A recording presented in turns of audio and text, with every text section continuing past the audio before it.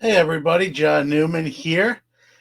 We call these episodes where I don't do a podcast about it, the hobbies, the people episodes, and I'm going to try to do more of them. I don't do enough. I know people, I don't want to say complain, but like John, do more stuff other than the podcast. Show some of your collection. Talk about this or talk about that. And I'm not necessarily camera shy, but when you have a mug like this, you're not looking to get in front of a camera all the time. Yet somehow I still do. So I'm gonna try to do more of these one-off shows, if you will. That'll be just kind of for YouTube only, not for my podcast platforms where Sports Card Nation, Breaking Cardboard, Hobby Quick Hits comes out. And so I'm doing one today, and I want to talk. Many of you know I set up as a dealer at shows, and I also PC things as well. And I want to talk about talking baseball cards. And you're like, talking baseball cards? You may remember the sports talk player. I'm not talking about those. I'm talking about even before that item that was in the 90s. But the item I'm going to talk about today, or items I should say, is 1979. They were made by CMC. That name might sound familiar to you, as years later they actually started to produce minor league complete bag sets. But before they did those minor league bag sets, they did these talking baseball cards, and they only did them, to my knowledge, in 1979. Those are the ones I remember as a young kid. I think I owned a couple. I probably played them on my kiddie record player at the time. I'm kind of giving away what these are, but they look like this. They're 5x5s. All right. There's a 12 card set. These are the backs, and these are records. I don't know if you can see. There's they're a round record on a square block, if you will, a square vinyl. Each one is moments from baseball.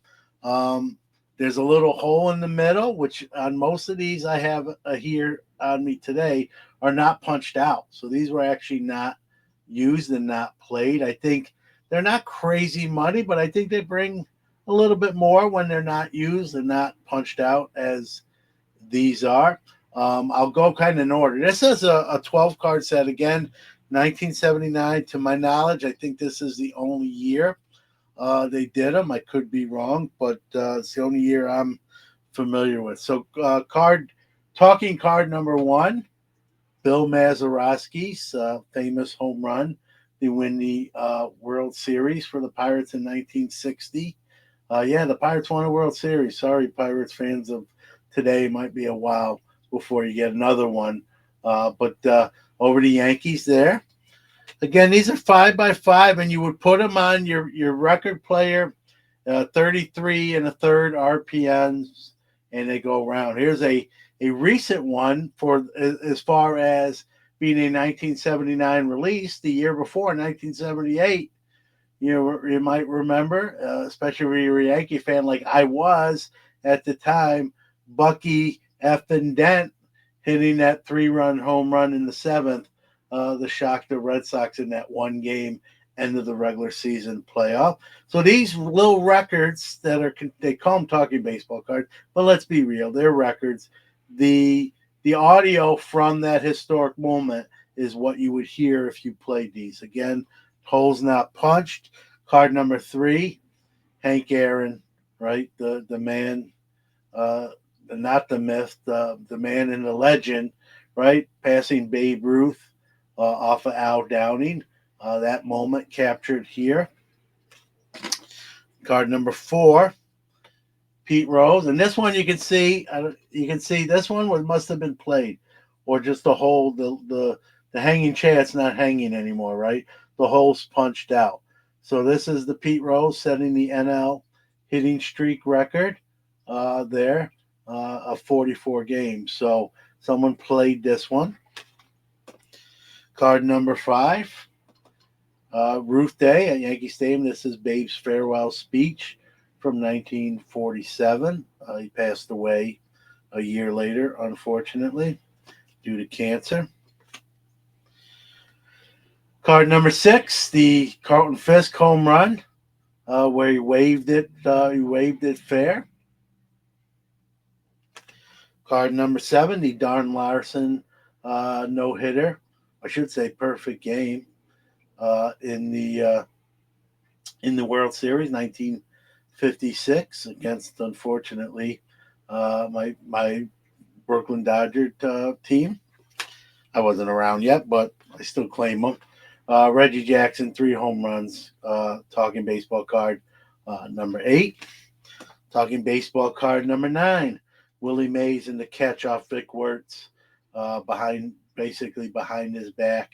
You'll see it on all those highlight reels for greatest catches. 1954 in the World Series, which the Giants won by sweep. How about Roger Maris, card number 10? And this one, someone played this one. See the holes punched out? Roger Maris belting the 61 home run on the season's last day, October 1st, 1961. 2 more, number 11. The Mets, 1969. The Miracle Mets, World Series 1. That's card 11. And the last card in the series, another bad one for Brooklyn Dodger fans, card number 12. Bobby Thompson shot heard around the world, home run off of Ralph Branca to win the pennant for the Giants. And still hear that right call, right? The Giants win the pennant. The Giants win the pennant. So this is the 12 card set. Now I PC some obscure stuff sometimes. These will be for my show inventory. This is not something necessarily that I would keep in my PC. Just no real reason. Just not. Now, if they made a Jackie Robinson of these, I'm sure I would have one of those put away. How will I get them out at the show? I got these little. These are actually 45 record sleeves made by, I believe, Ultra Pro, and they fit right in here. And then you can price them. And that sort of thing. And again, these are not inexpensive collectibles, guys. They go anywhere from $5 to $10 each. They actually come in wrappers. These aren't brand new, even though the ones that don't have the hole punch, they come in a wrapper as well when they're brand new. And those might bring a little bit more. So I can think they bring more with the wrapper.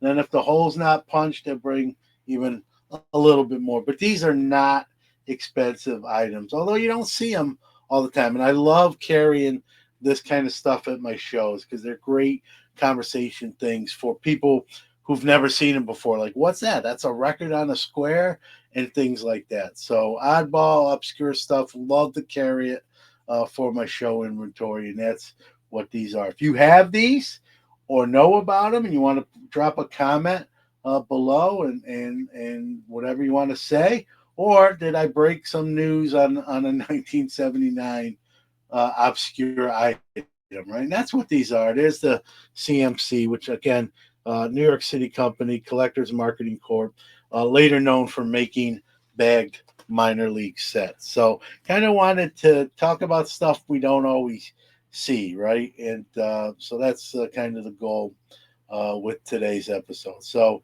I'll keep it at a minimum. There you go. And I'm going to try to, again, folks, I'm going to try to do more of this kind of content, these little short little videos where you won't catch it on any of my podcast type of thing. So if you're watching, like and subscribe. We appreciate you. Thanks, and we'll see you. We'll see you soon.